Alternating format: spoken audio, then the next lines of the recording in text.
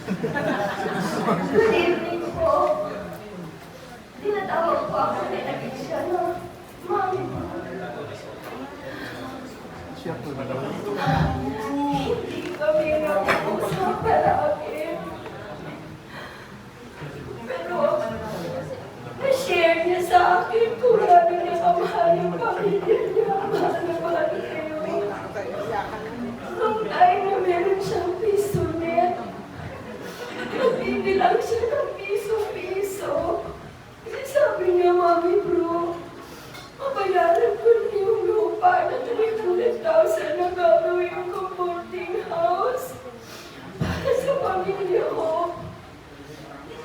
The last time na nag-usap kami is May 13 sa harapan ng Senate.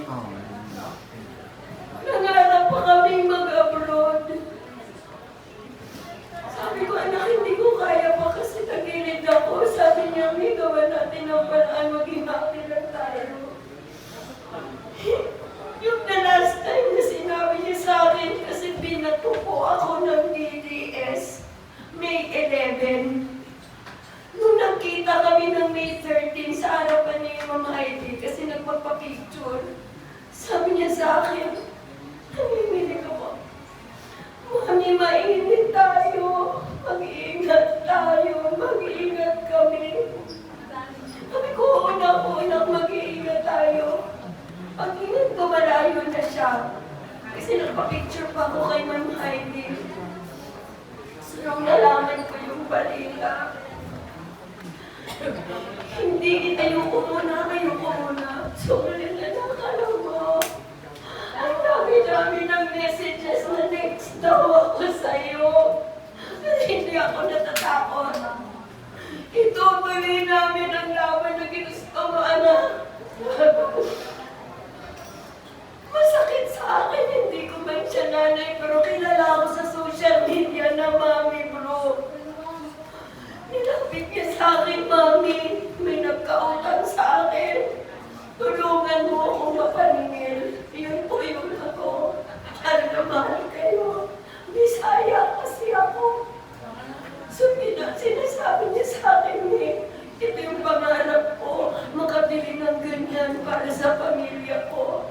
So, sa lahat, siguro makakarating to sa lahat na sinasabi niyo na ganito, ganyan, si Alicia, hindi po. Lumalaban siya ng patas.